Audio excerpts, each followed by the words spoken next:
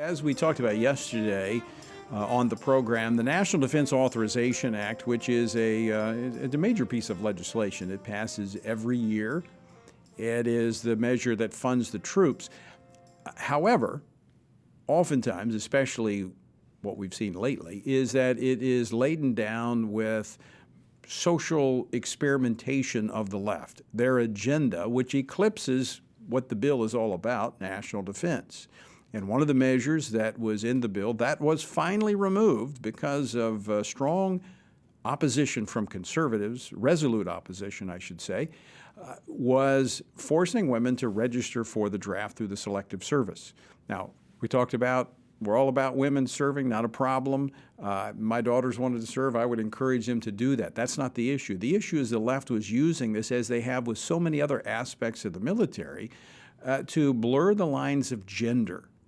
Well, one of the most vocal members of Congress that held the line on this in other elements of the National Defense Authorization Act is Texas Congressman Chip Roy, who is also a member of the House Freedom Caucus, and he joins us today from Capitol Hill. Congressman Chip Roy, welcome back to the program. Happy to be on, Tony. I apologize for not being there in person. Obviously, as you know, Congress well, I'm in one of those phone booths in the cloakroom because we're about to embark on 30 votes tonight. So we got a vote series I can't get out of.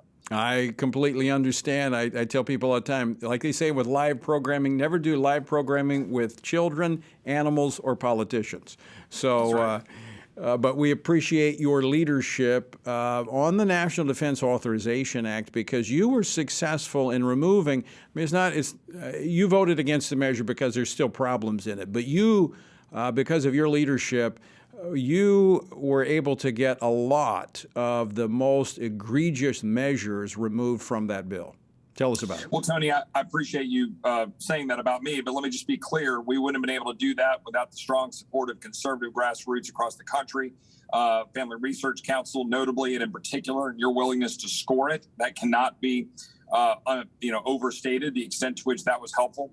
I would give a shout out to Concerned Women for America and others that got involved with this fight. But at the end of the day, you can't win a fight if you don't pick it.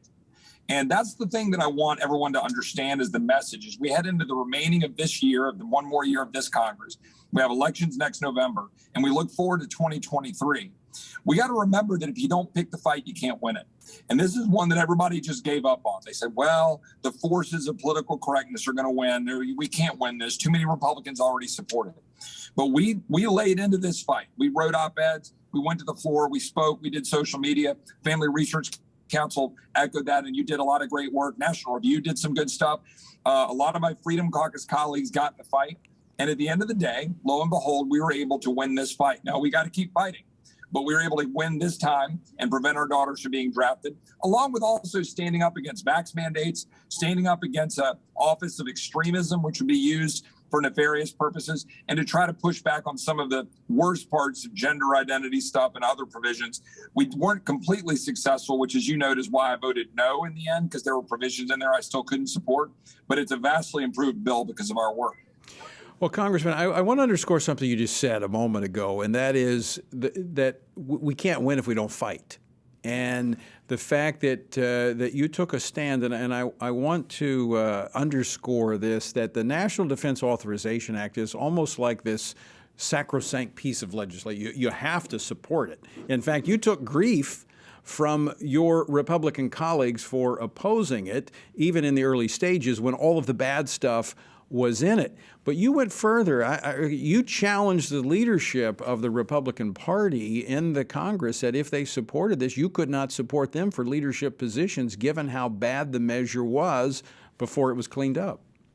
Look, it's important to lay down markers when the key things are at stake. As I said today in an interview about this, if we can't fight on these issues, Tony, if we can't fight to stop our daughters from being drafted, if we can't stop and fight to make sure that we know there's just differences between men and women, if we can't defend life, protect life, then what are we fighting for? I mean, we can get in here and argue about tax rates and corporate tax rates, and we can argue about there's important things, but what are we fighting for?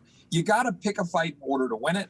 And we were able to do that. And yeah, I laid into leadership and said, and I meant it, if someone's going to draft my daughter, forcibly conscript my daughter, I can't support that person for a leader in this body, in the party, or for president. And so it's important to say these things. It's not personal, but it is very important for the country that we draw some lines in the sand and then we stand up and fight for them.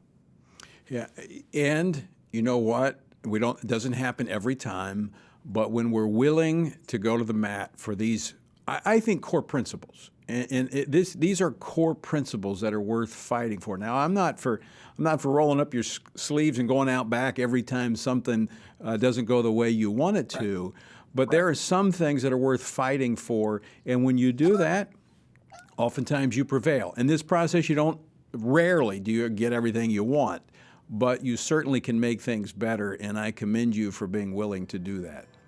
Well, Tony, let me just say right back at you, I commend you all for being willing to get in this fight, be willing to score these votes. It was important. It moved some people. And those first 80 votes, I think 79 whatever votes that we had against the first bill helped set the stage for this one and gave us leverage. And that's what I keep telling people. You fight to get leverage in this town. Right. And if you stand up and fight, the people follow, and we'll get some good things. We got a lot of work to do to move forward, but we need to stand up for the people. They sent us here to challenge the swamp, not immerse ourselves in it. You're absolutely right. Congressman Chip Roy, always great to talk with you. Thanks so much for stepping off the floor to talk with us. Hey, my honor. God bless you. Merry Christmas to everybody and your listeners.